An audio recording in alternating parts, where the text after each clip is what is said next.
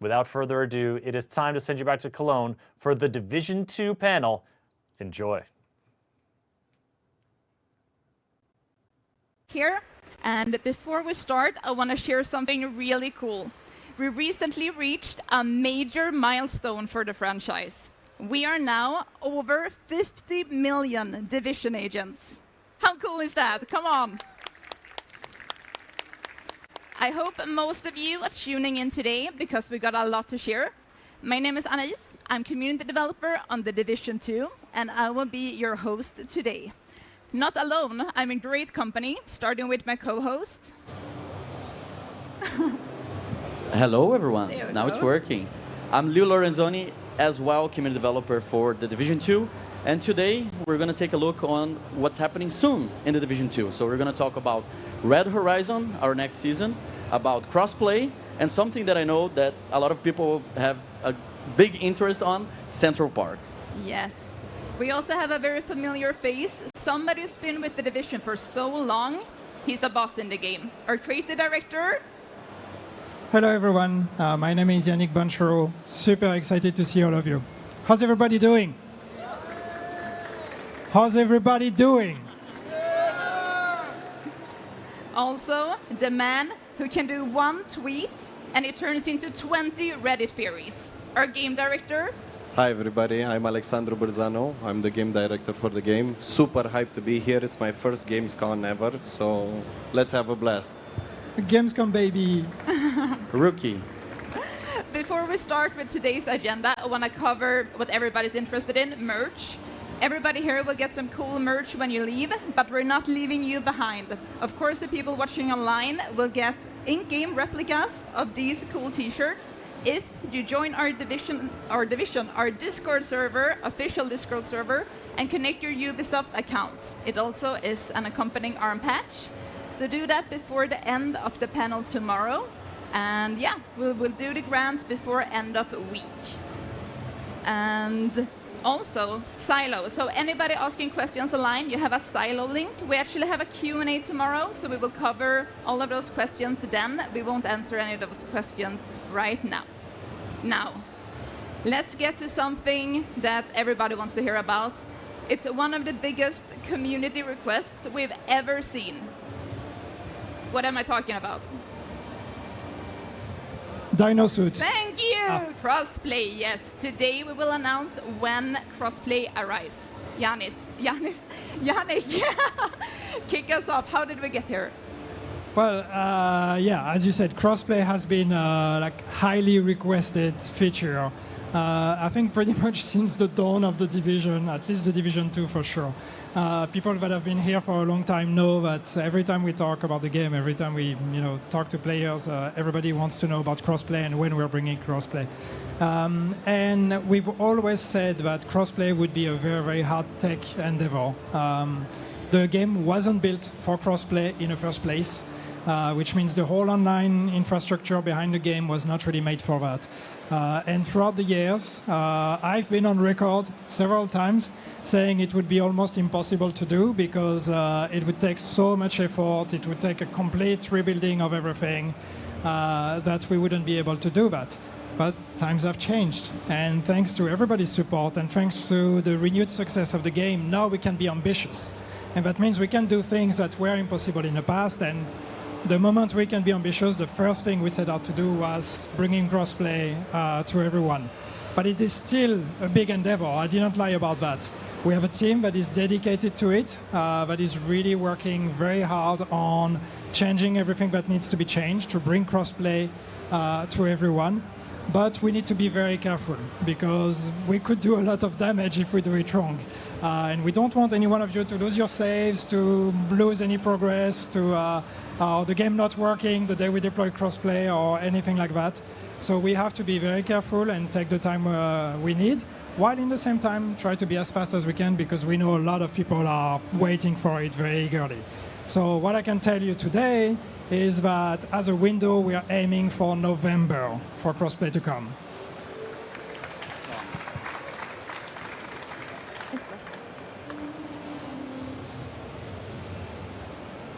Yay! Yes, now I have the confirmation. And Yannick, players have been asking for crossplay for a long time. What's the thing that excites you the most about putting everyone in the same matchmaking pool? Well, I mean, first doing something that's been asked for so long and finally delivering on it. But it's, the Division is an online game. It's a social experience. And sure, you can play the game on your own if you want, and it's totally fine. And it works that way. It works just well like that.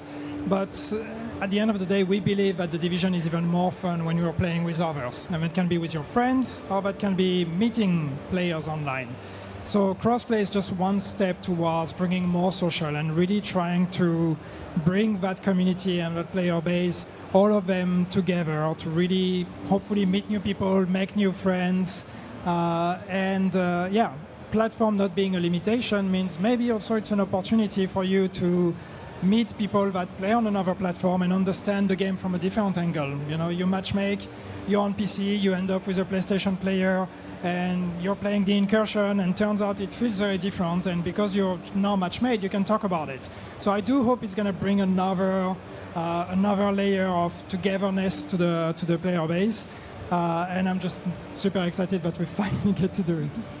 And to be fair, there's a couple of important notes of what this will mean when it goes live.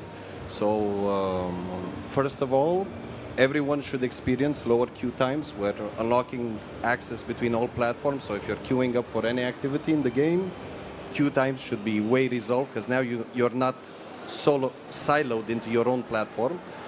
Then on the leaderboards aspect, we've had multiple requests throughout time of resetting leaderboards. Well, now whether we want it or not, because of crossplay and the technical implications, we will do a full leaderboard wipe. So I'm hoping to see some just new times appear. And I think another bit that was really important from the community, and we kept it in mind as we were developing crossplay, was keeping it optional. Some people might not want to play with other platforms, and I think that's fair. So we put in the work to make sure that crossplay will be something that you can opt out whenever you want at any point in time. Yes, you touched on some technical limitations. Is there anything else that the player should be aware of day one?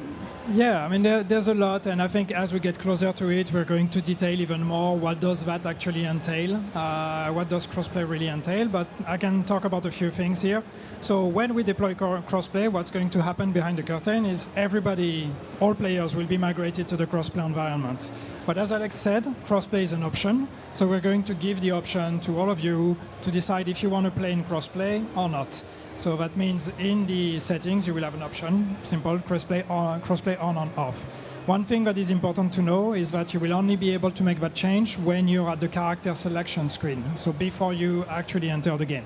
You cannot change between crossplay or no crossplay while you're playing the game. This is an important limitation for us. So you need to make that decision when you're selecting your character. If you change your mind, you need to log out, make the change, and come back into the game. Crossplay on and crossplay off, simple, means crossplay on, you're going to see everyone. Crossplay off means you're not going to see players that are not on your platform. If you have crossplay on, you're also not going to see players who have crossplay off. So stick with me. We are going to wipe the leaderboards. As Alex said, leaderboards will also have a crossplay on and off option, so you will be able to see, based on what you selected, either players from all platforms or just players from your platform. And then one big part of crossplay that we've had a lot of questions on is clans. So we are going to migrate all the clans to the crossplay environment as well. Means you don't have to recreate your clan. We are going to do that for you. Your clans will be there with the same members. There will not be an option to make a platform exclusive clan. So clans will be crossplay by default.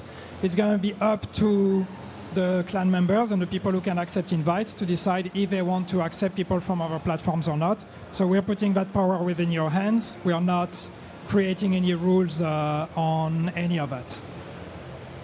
And I'm also happy to say that based on a large part of feedback that we got from the community when we announced crossplay, because everyone is going to be you're going to be able to break the barriers of platform. We're also going to increase the clan sizes from 50 to 100 to try to accommodate everyone joining up together. So November, Crossplay arrives. Now, let's shift the focus to Red Horizon. The third season of Year 8 is about to make Washington a whole lot hotter. It launches tomorrow, August 27th. Let's take a look. They say it's always darkest before the dawn. But tomorrow's gonna be a red horizon.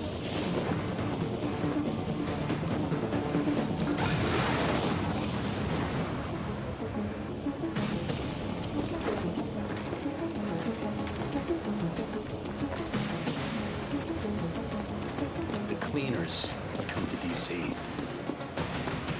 burning everything in their path. Hunting for something.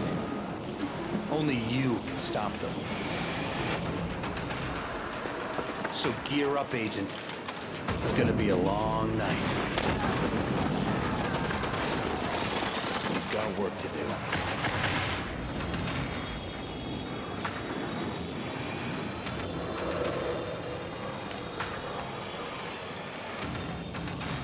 It's time to fight fire with fire.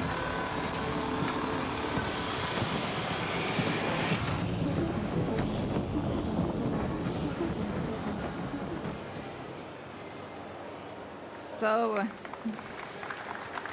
Fire. fire. It's always so much cooler when, I mean, hotter, I guess, but cooler anyway, when we have the cleaners. I don't know. You put the cleaners in a trailer and directly it looks nice. So yes, the cleaners have made their way to Washington. Yannick, can you set the stage? Yes, so this new season, Red Horizon, obviously is about fire. That's, I think, I don't know if you get a hint. And it's about the cleaners. So this is actually a direct next step after the events of Battle for Brooklyn, the DLC. I hope everyone here played it. If you haven't, close your ears, I'm about to spoil some of it. But in Battle for Brooklyn, you know, the cleaners created a new weapon called the Purple Flame. And they had a refinery where they were building their supplies of Purple Flame. Some of you, someone from you, destroyed that refinery. All of you did. And so that means they no longer have supplies. So they're looking for supplies. And this is why they decided to come to Washington, D.C., because they know that there's a lot of fuel in Washington, D.C., a lot of supplies that they can actually steal and use to keep building or to keep powering their weapons and their fire. So they're coming, but they've gathered a really, really great force. They're coming with a major army to Washington, D.C.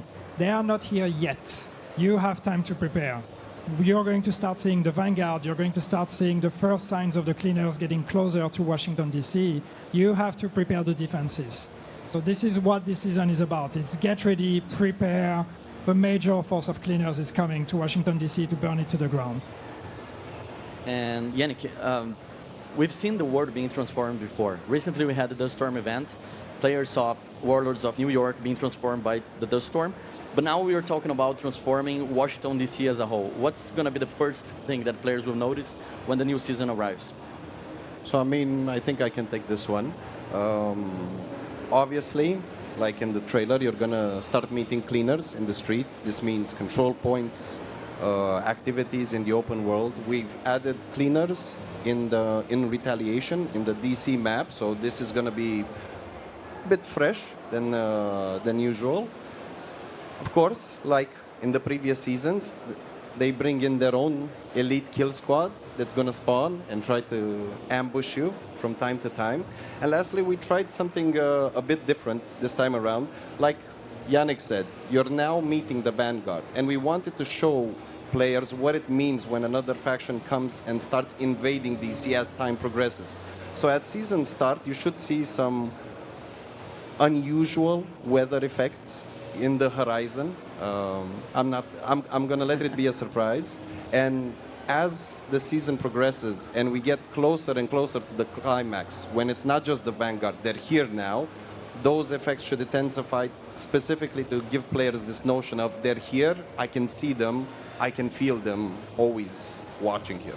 We've been playing around a lot lately, as you know, with transforming the world and changing weather presets and all this kind of stuff. So expect a season with a lot of changes throughout the season happening to the world. And something that we noticed during the trailer is that the fire carries over to the classified assignments, at least for the first one. What the agents are going to face in this? Yeah, so we will have a classified assignment at season launch, as usual this year. But this time, for the first time, we are actually tying this classified assignment to the narrative of the season itself. It is also connected to the overall narrative of all the classified assignments, so this is still about investigating the lost agents. But also, by doing that, you're going to a location that is invaded by some of those cleaners that are coming to Washington, D.C. So what that means is, of course, once again, fire in the classified assignments. But as you know, classified assignments, they are puzzle-based experiences. It's a location you go into, there's some combat, but there's a lot of puzzle mechanics, there's a lot of puzzle you need to solve to access the room, to get the keycard, to get the fuse box, and all of that. So once you start using fire as an ingredient in those puzzles, it creates a lot of new opportunities for us to make a classified assignment that I think is going to feel quite different from the ones you've had until now. Yes. Let's talk a bit about gameplay. So the pressure gauge is the big new mechanic this season. Could you give us a little rundown of how that works? And also, since we had a PTS where players tested it, is there any feedback that will be implemented in tomorrow's launch? For sure. So for players that are watching and haven't kept up, PTS is our public test server. We had a PTS for this particular season a couple of weeks ago where players got to experience the work in progress that was there for Red Horizon on the pressure gauge. Right. So for this season, the special mechanic is going to be the pressure gauge. As you kill enemies in multiple ways, you're going to build up a pressure gauge that appears on the UI. The more you build it up at certain thresholds, you automatically gain a passive bonus to your stats. And after reaching another separate threshold, you'll be able to activate your active modifiers for this season. And then that's how it's going to work. It's funny you should mention PTS. I think it was a really fruitful PTS this time around. We actually got an important piece of feedback. While it's cool to see the pressure gauge go up when doing kills and headshots and whatnot, when players played together and someone was a healer or was playing support or status effects, they wouldn't necessarily get the kill and they'd be stuck with an average pressure gauge. So we actually implemented the change after PTS whereby even assists will count towards the pressure gauge to make it easier for players with any kind of builds to do that. Yeah. Do you want to talk about active modifiers? Yeah, I really want to talk about active modifiers. So to be fair, I'm really happy how this season comes together. Sometimes it takes a while to figure out what's the magic for that particular season. For this one, it's quite clear. It's fire. So everything came together really nicely. On the active modifiers, again, they were available for PTS, so I'm just going to briefly touch on them. We have Fiery Aura. Fiery Aura, yep. I think that's the one. So that one, once you activate it, you would get damage resistance and then more damage resistance as you're running out of cover. This is basically the anti-hot foot for all the hot foot enjoyers in escalation. This is why we built it. You gain a bit of strength for not being in cover and actually running in front of the enemy. And then Are there any hot foot enjoyers? at least one, come on, at least one person has to enjoy hot. Okay, fine. Well, we made a special active modifier to help counteract that in the future.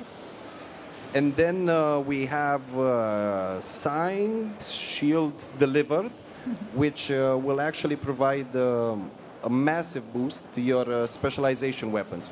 I know it's easy to play the game without spec weapons. We still really love them, and we wanted to give them particular love this season, so this should help with players that want to switch from primary to secondary to actually using their spec weapon.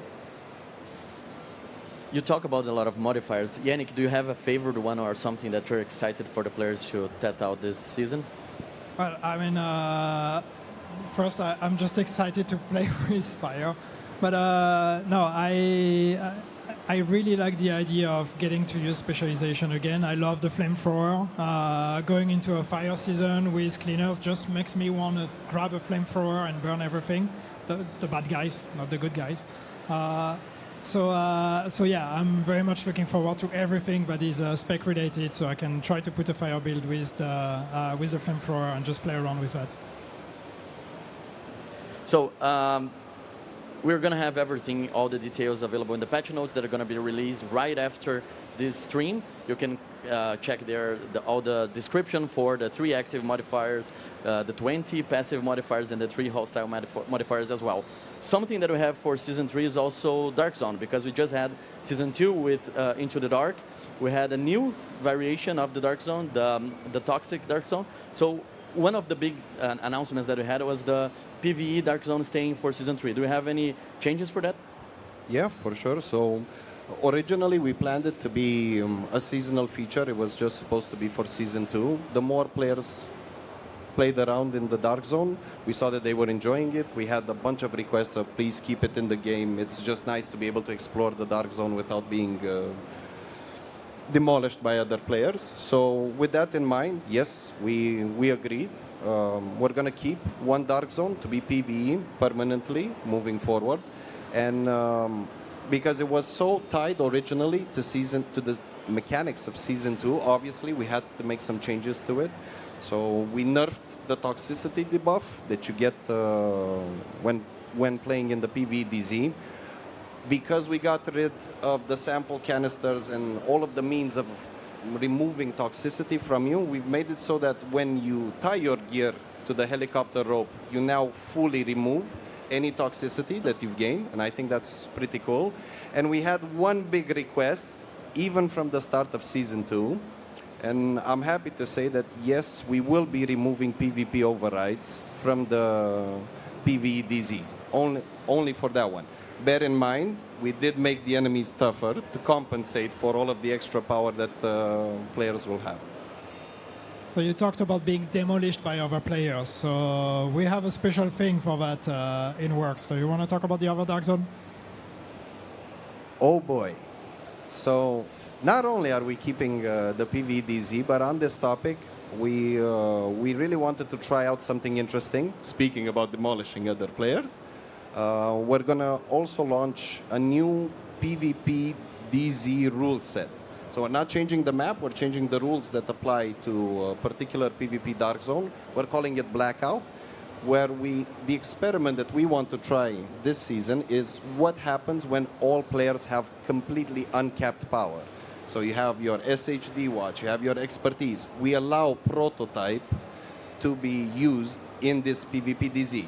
Of course, our lead PvP designer, Florin, did already a balance pass on the augments, so we don't get into really crazy builds, but I think this should lead to an interesting environment for our players where being the apex predator is actually something possible.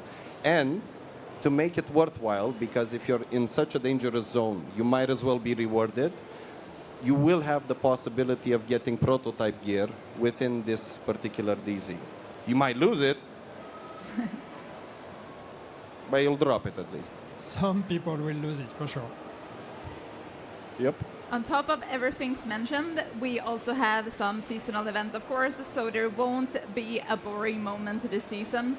More information on that soon. Now, Red Horizon isn't the end of Year 8. What can you tell us about the year finale, Yannick? No spoilers now. What can I say without spoilers? There is another season. We are doing a season 4 this year. The name is to be revealed. The actual content is to be revealed. What I can tell you is that it's going to be focusing on the Black Tusk. It's been 2 seasons already. 2 seasons, but we've been doing other seasons, or other factions. At the end of Season 1, if you remember, the Black Tusk kind of decided to slow down and refocus on other things because they keep being beaten by us. But now they're going to come back. And they're not coming back alone because they're going to be bringing reinforcements in the form of the White Tusk. So expect a whole new level of challenge. And I know we mentioned maybe in a live stream at some point something about prototype getting reworked and offering recalibration. So originally that was planned for Season 3. Now it didn't necessarily hit the quality bar that we had in plan. We wanted to make sure that when this new version, not necessarily, this upgraded version of Prototype goes live, we wanted all players to really love it and enjoy it. So because of that, we have moved the Prototype recalibration to Season 4. And to be fair, it makes sense because Yannick hinted already at a couple of things that you'll be able to see in Season 4. Suffice to say that with all of the power that you're going to have and the control you're going to have on Prototype, there will be new challenges for which to test those builds of yours. Yeah, all of this is very exciting. But as we can see on the roadmap, there is one more thing coming year 8. Today, we are revealing the title and the key art of our next DLC. Little drum roll or something. Come on, hype it up. Woo! Let's go. It has a name. It has a name. It's a thing. Yes. Echoes of Central Park. Yannick, what can you tell us about the title and also the locations? Maybe not all agents know why Central Park is so iconic for the Division. Well, I mean, anybody that's been with the Division since, especially since Division 1, will know Central Park has a special place there. And we love New York City. We always love to go back to New York City. There's so much more to explore in that city, and it's so connected and rooted in the fantasy of the Division, but we wanted to go back there one more time. But when started looking at New York City and what can we do that we haven't done, how can we offer something different that is still connected to New York City, we very quickly landed on Central Park, being like, okay, that's the one thing we haven't done yet. And you know Central Park. If you've played Division 1, you've been to the Dark Zone, you've seen the wall to Central Park, you've seen the body bags that are just like spilling over the wall into the Dark Zone. What exists behind that wall? What exists in Central Park? Not that broken piece of world with 3 trees that people actually glitch their way into in the days of Division 1. There's going to be an actual map. But there's so many mysteries around it. And Echoes of Central Park is a way for us to explore that fantasy of like the mystery of the park, those dark woods, what lies within this park, what are people saying about it, how does it influence the life around in the streets that surround the park, and really, more importantly, what actually remains inside the park. And since we released the first concept art for Central Park, we had a lot of fans exploring a lot of theories on internet, on Reddit especially, with a lot of reference to I Am Legend. What can you tell us without spoilers? This is not the moment for spoilers, but what can you tell us now? So it's like, tell us more, but don't spoil anything. Okay, yes. Sure, I'll do that. The hardest question that we keep asking. No, but it's, so some people picked it up when we looked at online conversation. Yes, there is a darker tone here. We're really playing with the thematic of mystery and fear. So it is not just about Central Park as much as the title is Echoes of Central Park, and we said it's Central Park. In this DLC, Central Park is one part of the map, but you have the streets next to it. So we're going into the Upper West Side. We're going to be exploring those streets, and we're going to be meeting the people who live there. But those people, they are not like the civilians we've seen in other places that got to band together, build communities, and try to survive by working together. Those peoples are petrified with fear. They live every day in the constant fear of the park and what they believe lives inside the park and comes out of the park. And that gives us that kind of darkness, horror vibe that we're going to be playing with for this DLC, which allows us to create a very different tonalities and play with all the different kind of stories you can expect coming from this setting. And again, I know that people, especially on the stream, are like going crazy now, wanting to know more. So at least give us, how does it start? Well, it starts very originally, like any Division experience. Not a helicopter crash, but a distress call. You receive a distress call from inside Central Park, and everybody was believed to be dead around there. There should be nothing coming from the park, and yet you get a ping, you get a distress call.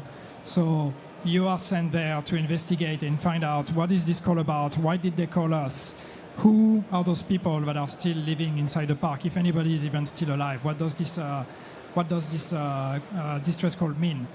But again, everybody was supposed to be dead, so you have zero information. You go into the park completely blind. You don't know anything about what lies in there, what happened there since the days of the collapse. And you're going to find out as you enter into the park, as you start the DLC, you're going to realize that this is a whole completely different world. And you're going to have to untangle those mysteries and find people, find survivors in the streets of Upper West Side to work with you and to help you so you can prepare to go back into the park and face what lies in there. Yes, these two concept arts that we just saw, we shared on our socials, so most people have probably already seen them. We're at Gamescom, of course, we brought some fresh ones, so let's take a look at the first one.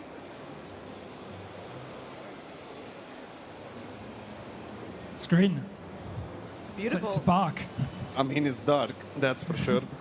To be fair, Dark green. sorry. To be fair, Yannick, what you've described so far is really leaning into the fear aspect, and I think so far we've convinced everyone that we're going with this darker tone. Does this fear also imply some horror, maybe? Yeah, I mentioned it earlier, but yes, the moment we started exploring the fantasy of the park, we need to start building the timeline of like, okay, what actually happened in the park? What do people know, and what do we know? And then what's the canon we build around that? But really, that sense of mystery that exists even within the community of like what is actually Central Park? That's something we wanted to bring into the world itself. You imagine this huge park and this huge forest that is left abandoned. And nobody's here to maintain it. And what does it become? How does it grow? How does it develop? And very quickly, we really developed that fantasy of the haunted wood, the dark woods. Those stories of like, don't go into the woods. Nobody ever came out alive. And we really wanted to bring that into here to show you a community that is almost back to almost to a tribal structure, because they have no access to information, they have no access to technology to really understand what is around them. So you really step into this darkness, and that's really what gave us this tonality. And then exploring what you're going to find into the park, we really wanted to explore this horror vibe to bring something that is different. Every DLC, every experience we create, we try to... I realize I always look in this direction. I'm sorry, folks, I never look at you. I apologize, I'm going to be looking this way now. But every time we create a new DLC or a new experience, we're trying to bring something different. We're trying to make sure that piece has its own taste, has its own DNA. And so for Central Park, this is where the horror tone came in. So that's really what we want to play around with. But on the other hand, I know I'm saying horror, I'm saying mystery, I'm saying like what lies within the park. We're still a Tom Clancy game, and so we need to make sure that everything we do, there is some level of authenticity there, and we're bending the rules, but we're also still making sure we're respecting the Tom Clancy identity. And that's been a very interesting and very fun challenge, and I think we found the right way to answer that, and I just can't wait for all of you folks to dive into it. That's amazing. We are just seeing another concept art now, another exclusive one here for Gamescom, and you just mentioned that the tonality is one of the pillars, one of the creative pillars that you created this DLC on. What other pillars do you have here for Echoes of Central Park? Yeah, so we started working on Echoes of Central Park immediately after we released Battle for Brooklyn. So it's the team that built that DLC. We took all the learnings with us on what we liked and what we liked less about Battle for Brooklyn.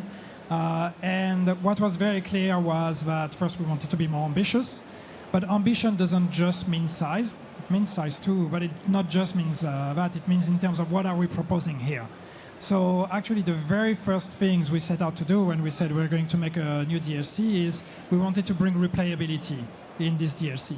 So we are making a content piece that has a story, that has a campaign, but also has replayability and reasons for you to come back. So once you finish the story, you don't just throw away the map and that's it. You will have reasons to come back and to revisit and to re-experience this world, re-experience Central Park. It is built with endgame and replayability in mind. And then the other thing was gameplay itself and really the moment to moment. How can we find a way for it to not just tonally, but also once you play to feel different. What new ingredients can you bring in here? Can we bring in here to give it a different identity? So we will have a few new gameplay propositions in this DLC that are going to give it also a different identity from the rest. Yes, there is a lot more to share about Echoes of Central Park, and you won't have to wait long to find out more. In just a few weeks, we're going to have a dedicated showcase where we share a lot more. So save the date for September 24th, 9 a.m. PT, 6 p.m. CEST. And yes. It's less than a month. In less than a month, we'll reveal everything.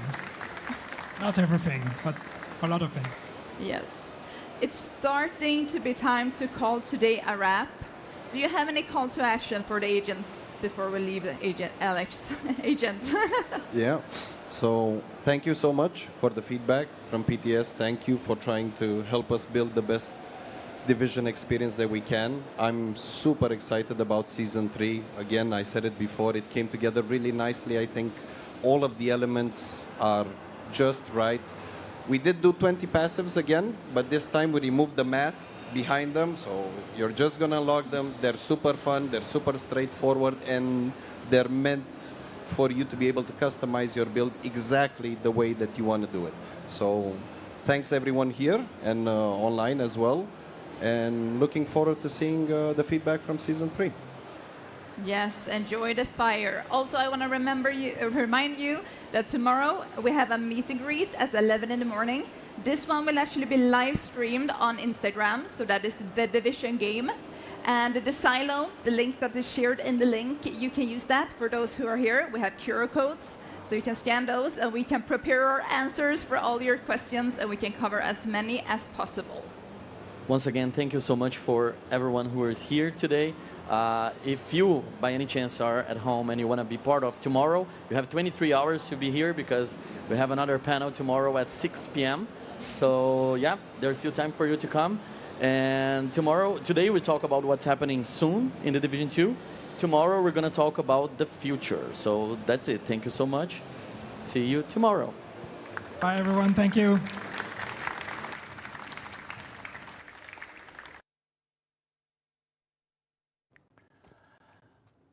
The Division 2 crew delivering the goods in the final panel of today's Wednesday Gamescom livestream. Chat, did you get all the goodies you wanted? Talking about the new season, talking about Crossplay coming, talking about Echoes of Central Park. There's a lot of good stuff there. We're even borrowing a little background from them. And there's more coming tomorrow in just 23 hours. If you're a Division fan, I will see you back here because I will be introing the next Division 2 panel coming at the end of the day tomorrow.